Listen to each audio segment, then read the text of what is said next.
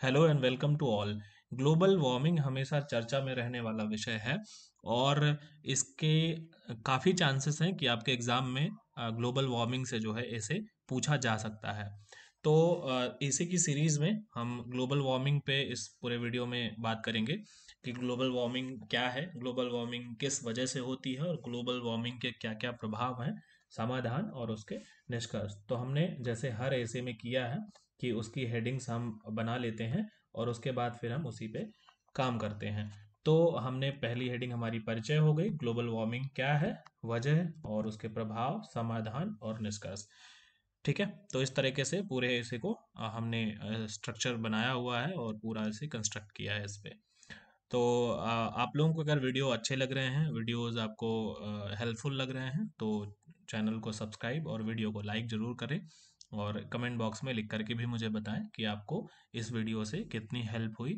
ठीक है, और भी मैं किसी तरह की अगर आपकी हेल्प कर सकता हूं तो वो भी आप कमेंट बॉक्स में लिख कर बता सकते हैं। इसका पीडीएफ आपको ग्रुप में मिल जाएगा। लिंक मैं आपको डिस्क्रिप्शन में दे दूंगा टेलीग्राम का, और व्हाट्सएप ग्रुप का भी लिंक है। बट व्हाट्सएप ग्रुप में यदि आप कोई कुछ पूछने के लिए या बच्चों से बात करने के लिए इस तरह से कोई जुड़ना चाहता है तो जुड़ सकता है। अदरवाइज पीडीएफ के लिए बस अगर आप जुड़ना चाहते हैं तो टेलीग्राम पे आपको पीडीएफ मिल जाए, क्योंकि व्हाट्सएप पे तो पुरानी पीडीएफ नहीं मिलती है, इसलिए आप टेलीग्राम पर जा करके पुरानी पीडीएफ वहाँ से डाउनलोड कर सकते हैं। ठीक है, तो चलिए हम आगे बढ़ते हैं अपनी सीरीज में, और फिर बीच में मैं आपको बाकी बातें बताता रहूंगा। तो शुरू करते हैं पहले परिचय से। परिचय इस तरह से है। वैश्विक तापमान यानी ग्लोबल वार्मिंग आज पूरे विश्व की सबसे बड़ी समस्या बन चुकी है। इससे न केवल मनुष्य बल्कि धरती पर रहने वाला प्रत्येक प्राणी त्रस्त है। ग्लोबल वार्मिंग से निपटने के लिए दुनिया भर में प्रयास किए जा रहे हैं, लेकिन समस्या कम होने के बजाय साल दर साल बढ़ती जा रही है। चूंकि यह एक शुरुआत भर है, इसलिए अगर हम अभी से नहीं संभले तो भविष्य और भी भयावह हो सकता है। आगे बढ़ने से पहले हम यह जान लें कि आखिर ग्लोबल वार्मिंग क्या है। तो परिचय में आप लिख देंगे, और कोई भी समस्या है तो आप ये लाइन यूज कर सकते हैं। जैसे कि सोशल मीडिया एक समस्या है, बन चुकी है काफ़ी। मतलब एक दूसरे एस्पेक्ट में देखें तो सोशल मीडिया लोगों की निजी ज़िंदगी में जिस तरह से दखल अंदाजी कर रही है, तो उसके नकारात्मक प्रभाव में हम ये लाइन का यूज कर सकते हैं। और भी जो भी उस तरह की चीज़ें होती हैं, नेगेटिव चीज़ें, उन पे हम इस लाइन का यूज कर सकते हैं कि आज विश्व की सबसे बड़ी समस्या बन चुकी है ना, ऐसा कह के थोड़ा एक्सरेट कर देते हैं आपने परिचय में। और इससे न केवल मनुष्य बल्कि धरती पर रहने वाला प्रत्येक प्राणी त्रस्त है। तो आप देखेंगे कि जो ग्लोबल वार्मिंग है, जो धरती का तापमान बढ़ रहा है, उससे सिर्फ ह्यूमंस को ही प्रॉब्लम नहीं है, हमको ही नहीं है। जितने भी हैं, जैसे कि जानवरों को देखो वो परेशान है, और भी जितने प्राणी हैं वो आप देखेंगे किसी किसी क्षेत्र में ग्लोबल वार्मिंग का इतना ज़्यादा असर पड़ रहा है ना, क्लाइमेट चेंज हो रहा है वहाँ पर, और उसका इतना असर पड़ रहा है कि आपको बता दूं कि वहां पर पूरी की पूरी प्रजातियां विलुप्त हो जा रही हैं, है ना। तो ये क्या है, इस तरह से ग्लोबल वार्मिंग के बहुत मेजर इश्यूज हैं, ये मेजर प्रॉब्लम्स हैं जो हमें आने वाले टाइम पर देखने को मिलेंगी कि मनुष्यों पर तो ठीक ही है, अन्य प्राणी जो हैं, पक्षी पशु, उन पर भी असर हो रहा है। तो ये आप लिख सकते हैं। ठीक है, ग्लोबल वार्मिंग से निपटने के लिए दुनिया भर में प्रयास किए जा रहे हैं। आप देखेंगे कि हर एक सम्मेलन में इसके बारे में बात होती है। कई सारी समिट्स होती हैं इससे संबंधित, है ना। हम आगे बात करेंगे अभी वीडियो में उनके बारे में, तो वो सब होती है, लेकिन फिर भी इसका तोड़ नहीं मिल पा रहा है। हर साल सुनने को मिलता है कि तापमान धरती का बढ़ रहा है, ग्लेशियर पिघल रहे हैं, है ना। तो ग्लोबल वार्मिंग कंटिन्यू है। उसका उसकी जो समाधान है, वो ऐसे नहीं कोई समाधान ला पा रहा जिसकी वजह से ग्लोबल वार्मिंग को हम कम कर सकें। साल दर साल बढ़ती ही जा रही है। अब इसलिए क्या है कि अगर हम अभी से नहीं संभले तो भविष्य में फिर और दिक्कतें होंगी। आज सिर्फ थोड़ी बहुत दिक्कतें आपको दिख रही हैं, आने वाले टाइम में और दिक्कतें होंगी। तो हम आगे बढ़ने से पहले क्या ग्लोबल वार्मिंग क्या है उसके बारे में जान लेते हैं। ठीक है, तो ये लाइन आप चाहें तो लिख सकते हैं, ना चाहें तो ना भी लिखें, इसके बारे में कुछ और भी लिख सकते हैं। ठीक है, ग्लोबल वार्मिंग के विभिन्न पहलुओं को जान लेते हैं, है ना, ऐसा लिख सकते हैं। तो आइए बात करते हैं ग्लोबल वार्मिंग क्या है। तो जैसा कि नाम से ही साफ है, ग्लोबल वार्मिंग धरती के वातावरण में तापमान में लगातार हो रही बढ़ोतरी है। तो ग्लोबल वार्मिंग जो शब्द है, इसका मीनिंग क्या है, सीधी सी बात है, ये रिप्रेजेंट करता है कि जो धरती में तापमान लगातार बढ़ रहा है, तो इसमें जो क्या ग्लोबल वार्मिंग है ना, विश्व का जो तापमान है, जो ऊष्मा है धरती की, वो क्या है, लगातार जो है बढ़ रही है। ठीक है। हमारी धरती प्राकृतिक तौर पर सूर्य की किरणों से ऊष्मा प्राप्त करती है। ठीक है। हमारी जो धरती है वो सिंपल है, सूर्य की किरणें आती हैं और धरती में ऊष्मा आती है, और फिर क्या होता है, ये वायुमंडल से गुजरती हुई धरती की सतह से टकराती हैं, और फिर वापस से जो है वायुमंडल में फिर वहीं से परावर्तित होकर पुनः लौट जाती हैं। धरती का वायुमंडल कई गैसों से मिलकर बना है। ऑक्सीजन, नाइट्रोजन, कार्बन डाइऑक्साइड, ये सारी गैसें जो है मिल करके पूरा वायुमंडल बनाती हैं, और इन्हीं गैसों में से कुछ ग्रीन हाउस गैसेस भी शामिल हैं। ग्रीन हाउस गैसेस आप लोग जानते होंगे, हैं, CO2 वगैरह।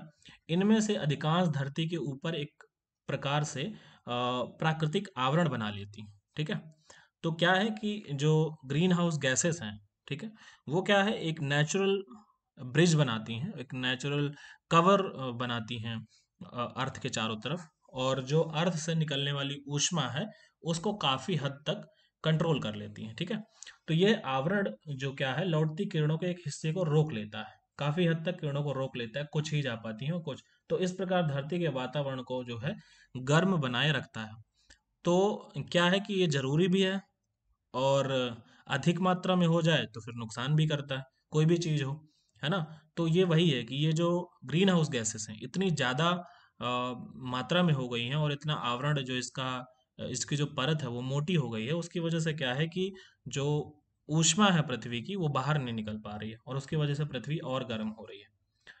गौरतलब है कि मनुष्यों, प्राणियों और पौधों के जीवित रहने के लिए कम से कम 16 डिग्री सेल्सियस का तापमान आवश्यक होता है, और वैज्ञानिकों का मानना है कि ग्रीन हाउस गैसों में बढ़ोतरी होने से यह आवरण और भी सघन या मोटा होता जाता है। ऐसे में यह आवरण सूर्य की अधिक किरणों को रोकने लगता है, और फिर यहीं से ग्लोबल वार्मिंग के दुष्प्रभाव शुरू हो जाते हैं। तो अगर सूर्य की किरणें परावर्तित होकर बाहर नहीं जा पाएंगी, ऊष्मा बाहर नहीं निकल पाएगी इस आवरण से, तो फिर धरती का जो तापमान है धरती का वो बढ़ेगा, और उससे सभी जीवों को परेशानी होगी, चाहे प्राणी हो या पौधे हों। ग्लोबल वार्मिंग की जो मुख्य जो वो है वजह है, वो क्या है, उसको देख लेते हैं, किन कारणों से जो है ग्लोबल वार्मिंग होता है। ठीक है। तो यहाँ पर आप ग्लोबल वार्मिंग की वजह क्या है ये भी लिख सकते हैं, और ग्लोबल वार्मिंग के कारण भी लिख सकते हैं। ठीक है। तो आप चाहें तो आप लोग कारण भी लिख सकते हैं। ग्लोबल वार्मिंग के लिए सबसे ज्यादा जिम्मेदार क्या कौन है, मनुष्य और उसकी गतिविधियां हैं। भाई ये सिंपल सी बात है, किसकी वजह से हो रहा है, नेचुरल तो नहीं हो रहा, इसके लिए हम लोग ही जिम्मेदार हैं, और हमारी जो गतिविधियां हैं वो जिम्मेदार हैं। अपने आप को इस धरती का सबसे बुद्धिमान प्राणी समझने वाला मनुष्य अनजाने में या जानबूझकर अपने ही रहवास को खत्म करने पर तुला हुआ है। रहवास मतलब रहने का स्थान, तो हमारे जो रहने का स्थान यानी कि धरती, तो हम अपने ही रहने के स्थान को खत्म करने पे तुले हुए हैं। ठीक है। जानबूझकर कुछ चीजें जानते हुए पर भी अपने एंटरटेनमेंट के चलते लोग वो कर रहे हैं, और कुछ हमारे अनजाने में भी हुई हैं पहले इससे। मनुष्य जनित इन गतिविधियों से carbon dioxide, methane, nitrogen oxide इत्यादि ग्रीन हाउस गैसों की मात्रा में बढ़ोतरी हो रही है। तो जो हमारी गतिविधियां हैं, अब गतिविधियों में तो बहुत सारी चीजें हैं, फैक्ट्री हैं, गाड़ियां हैं, है ना। इन सब चीजों से क्या है, पेड़ों की कटाई हो रही है, इससे ऑक्सीजन की कमी हो रही है, और भी बहुत सारी चीजें हैं। तो ये जो सारा प्रदूषण हो रहा है, एयर पोल्यूशन, उसकी वजह से ग्रीन जो हाउस गैसेस हैं उनकी मात्रा में बहुत तेजी से बढ़ोतरी हो रही है, और इन्हीं गैसों की वजह से जो है आवरण सघन होता जा रहा है, यानी कि उसकी परत जो है मोटी होती जा रही है। यही आवरण सूर्य की परावर्तित किरणों को रोक रहा है, और जिससे धरती के तापमान में वृद्धि हो रही है। वाहनों, हवाई जहाजों, बिजली बनाने वाले संयंत्रों, उद्योगों इत्यादि से आधाधुंध होने वाले गैसीय उत्सर्जन की वजह से कार्बन डाइऑक्साइड में बढ़ोतरी हो रही है। तो जितने भी आप देखेंगे बिजली जो बनाने वाले संयंत्र हैं वो, और वाहन हैं, हवाई जहाज हैं, है ना, उद्योग धंधे इतने चल रहे हैं, यहाँ से धुआं जो निकलता है, यहाँ से गैस का जो उत्सर्जन होता है कार्बन डाइऑक्साइड का, उसमें क्या है, जो ग्रीन हाउस गैसेस हैं इसमें बढ़ोतरी हो रही है इसकी वजह से। जंगलों की बड़ी मात्रा में कटाई हो रही है, इसकी वजह से कार्बन डाइऑक्साइड की मात्रा बढ़ रही है। ठीक है, तो जंगल कार्बन डाइऑक्साइड की मात्रा को प्राकृतिक रूप से नियंत्रित करते हैं, ये आप सभी जानते हैं, लेकिन इनकी बेतहाशा कटाई से यह प्राकृतिक नियंत्रण भी हमारे हाथ से छूटता जा रहा है। तो जो नेचुरली हमारी जो एयर क्वालिटी है वो इम्प्रूव होती है पेड़ों से। अब पेड़ नहीं रहेंगे, है ना, जो जिस तरह से पेड़ों की कटाई हो रही है, तो इसकी वजह से जो है क्या कहते हैं, हमारा जो ग्रीन हाउस गैसेस की जो मात्रा है वो बढ़ती जा रही है। ठीक है, और उसी से फिर हमारा तापमान बढ़ रहा है धरती का। ठीक है, और इसकी एक अन्य वजह क्या है, CFC है, जो रेफ्रिजरेटर, अग्निशामक यंत्रों इत्यादि में इस्तेमाल की जाती है। ठीक है, तो आप देखेंगे कि रेफ्रिजरेटर और अग्निशामक यंत्र जो होते हैं इन पे भी जो CFC इस्तेमाल की जाती है वो जो है बहुत अधिक मात्रा में एक कारण है धरती के तापमान को इंक्रीज करने का। यही धरती के ऊपर बने एक प्राकृतिक आवरण ओजोन परत को नष्ट करने का काम करती है। ओजोन परत आप सब जानते हैं, ओजोन परत सूर्य से निकलने वाली घातक पराबैंगनी किरणों को धरती पर आने से रोकती है। वैज्ञानिकों का कहना है कि ये तो कोई बताने वाली बात नहीं कि जो हमारी ओजोन परत है, ओजोन ओजोन लेयर, वो हमारी जो डायरेक्टली जो सूरज से किरणें आती हैं वो पराबैंगनी किरणें होती हैं, और वो अगर आके डायरेक्टली हमारी बॉडी पर पड़े तो वो कहीं ना कहीं बॉडी कैंसर, स्किन कैंसर उससे बनता है। ठीक है, तो उसको क्या है, ओजोन परत जो है उन किरणों को वहां पर जो घातक किरणें उनको रोक लेती है, और वहां से फिल्टर्ड होकर हमारे पास वो सूरज की किरणें आती हैं। वैज्ञानिकों का कहना है कि इस ओजोन परत में एक बड़ा छिद्र हो चुका है जिससे पराबैंगनी किरणें सीधे धरती पर पहुंच रही हैं। तो वैज्ञानिक को ऐसा कह रहे हैं कि जो ओजोन लेयर थी हमारी, उस क्या हो गया, उसमें छिद्र हो गया है, यानी कि छेद हो गया है, और ये जो किरणें हैं, पराबैंगनी किरणें सूरज की, वो अब डायरेक्टली धरती पर पहुंच रही हैं, जो कि ह्यूमंस को और अदर लिविंग थिंग्स को क्या कर रहे हैं, प्रभावित कर रही हैं ये किरणें, और इससे क्या हो रहा है, जो धरती है वो गर्म हो रही है, वो अलग। यह बढ़ते तापमान का ही नतीजा है कि ध्रुवों पर सदियों से जमी बर्फ भी पिघलने लगी है। वही ग्लेशियर वाली बात कि तापमान बढ़ने की वजह से इसके नतीजों से देखा जा रहा है कि जो ध्रुव थे हमारे ध्रुवों पर, यानी कि आप अंटार्कटिका और वो सब आप देखेंगे कि वहां पर जो बड़े बड़े ग्लेशियर हैं वो ग्लेशियर पिघल रहे हैं, और उसकी वजह से समुद्र के तापमान में, वो समुद्र के जल स्तर में बढ़ोतरी हो रही है। विकसित या अविकसित देश हर जगह बिजली की जरूरत बढ़ती जा रही है। बिजली के उत्पादन के लिए जीवाश्म ईंधन का इस्तेमाल बड़ी मात्रा में करना पड़ता है। जीवाश्म ईंधन के जलने पर कार्बन डाइऑक्साइड पैदा होती है जो ग्रीन हाउस गैसों के प्रभाव को बढ़ा देती है। इसी का नतीजा ग्लोबल वार्मिंग के रूप में सामने आता है। ठीक है, तो वही है कि बिजली बनाने के लिए तमाम ऐसे काम हैं जो आप देख रहे हैं कि इतना ज़्यादा जो इंडस्ट्रियलाइजेशन हुआ है तो उससे जो ग्रीन हाउस गैसेस निकलती हैं वो क्या है, ग्रीन हाउस गैसेस बढ़ती जा रही हैं, और हमारा जो आवरण है, प्राकृतिक आवरण इसका, ओजोन लेयर का, वो प्रभावित हो रहा है, और उससे क्या है, ग्लोबल वार्मिंग बढ़ रही है। आगे देखेंगे ग्लोबल वार्मिंग की जो बढ़ रही है उससे क्या क्या जो प्रभाव होंगे, क्या क्या प्रॉब्लम्स होंगी, उसके बारे में बात कर लेते हैं। तो ग्लोबल ग्लोबल वार्मिंग से होने वाले प्रभाव, या ग्लोबल वार्मिंग से होने वाली समस्या, कुछ भी आप लिख सकते हैं, प्रभाव लिखेंगे बहुत अच्छा रहेगा। तापमान में बढ़ोतरी होगी, सिंपल है, पिछले 10 सालों में धरती के औसत तापमान में 0.3 से 0.6 डिग्री सेल्सियस की बढ़ोतरी हुई है, और आशंका यही जताई जा रही है कि आने वाले समय में ग्लोबल वार्मिंग में और बढ़ोतरी होगी। ठीक है, समुद्र के स्तर में भी आप देखेंगे कि जल स्तर में बढ़ोतरी हो रही है ना। ग्लोबल वार्मिंग में धरती का तापमान बढ़ेगा जिससे ग्लेशियरों पर जमा बर्फ पिघलेगी, और कई स्थानों पर तो यह प्रक्रिया शुरू भी हो गई है। ग्लेशियरों की बर्फ के पिघलने से समुद्रों में पानी की मात्रा बढ़ जाएगी, जिससे साल दर साल उनकी सतह में भी बढ़ोतरी होती जाएगी। समुद्रों की सतह बढ़ने से प्राकृतिक तटों का कटाव शुरू हो जाएगा, जिससे एक बड़ा हिस्सा डूब जाएगा, और इसी प्रकार तटीय इलाकों में रहने वाले अधिकांश लोग बेघर हो जाएंगे। तो सिंपल है, इस पूरे का कंक्लूजन यही है कि तापमान में बढ़ोतरी अगर होती रही इसी तरीके से तो सिंपल है, इसका नेक्स्ट प्रोसेस क्या होगा कि ग्लेशियर पिघलने लगेंगे, और अभी पिघलना शुरू भी हो गए हैं, पिघल भी रहे हैं ग्लेशियर। और जैसे जैसे ग्लेशियर पिघलेंगे, जो छोटे छोटे द्वीप हैं, है ना, और जो द्वीपीय देश हैं, और जो तटीय क्षेत्र में रहने वाली प्रजातियां हैं, चाहे मनुष्य हो या फिर कोई अन्य जीव हो, वो क्या होंगे, प्रभावित होंगे। क्योंकि अगर वो जलमग्न हो जाएंगे द्वीप, तो फिर क्या होगा, वो बेघर हो जाएंगे, है ना। तो इस तरह से आपको पूरी स्टोरी जो है अपने दिमाग में बना लेनी है और वहीं जा करके लिख देना है। मानव स्वास्थ्य पर भी इसका असर पड़ेगा। कैसे? जलवायु परिवर्तन का सबसे ज्यादा असर मनुष्य के स्वास्थ्य पर ही पड़ेगा। कई लोग अपनी जान से हाथ धोना पड़ेगा कई लोगों को। कैसे? गर्मी बढ़ने से मलेरिया और डेंगू और येलो फीवर, ऐसी बहुत सारी बीमारियां हैं जो संक्रामक रोग हैं, वो बढ़ेंगे। और क्या हुआ, इसके चलते फिर क्या होगा, लोगों के स्वास्थ्य पर असर पड़ेगा। लोग उनकी अ, देखेंगे कि बीमार होंगे, हॉस्पिटल्स में बहुत सारी मतलब दिक्कत होंगी फिर, है ना।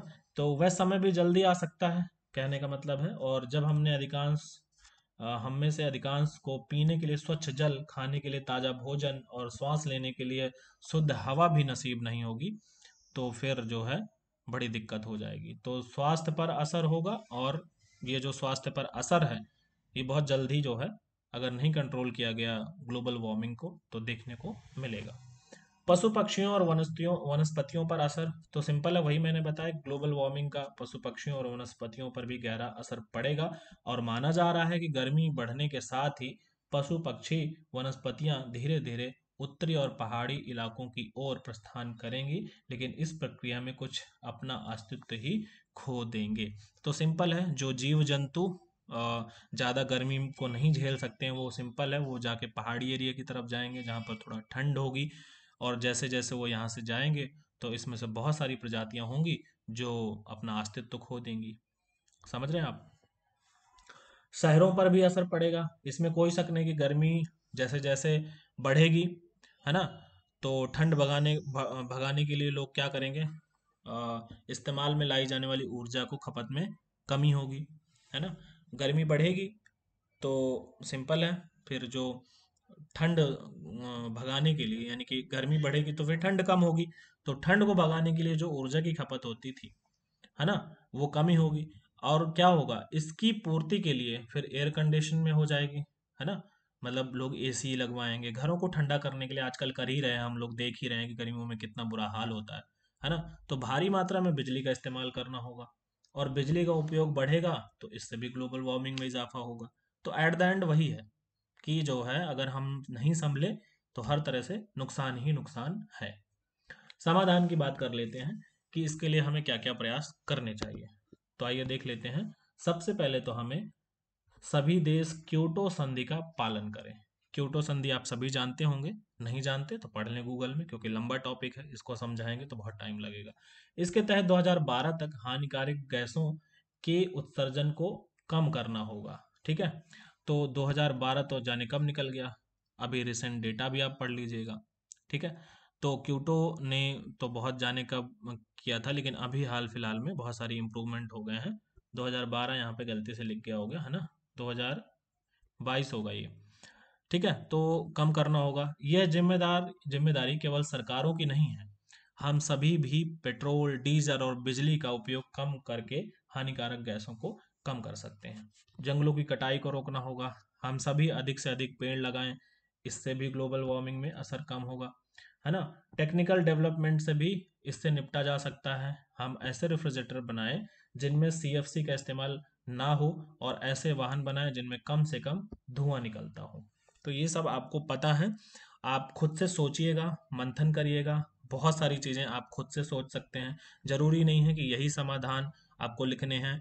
तो अब हम बात कर लेते हैं निष्कर्ष पर। ग्लोबल वार्मिंग के प्रति दुनिया भर में चिंता बढ़ रही है, लेकिन हमें जलवायु परिवर्तन और प्रकृति के बीच संबंध के बारे में हमारी अपनी समझ का विस्तार करना होगा। हमें ग्लोबल वार्मिंग के परिणामों से निपटने के लिए सभी आवश्यक विकल्पों, जो कि तकनीकी एवं सामाजिक रूपांतरों के बेहतर सामंजस्य द्वारा प्राप्त किए जा सकते हैं, इनकी तलाश करने की दिशा में प्रयास करने होंगे।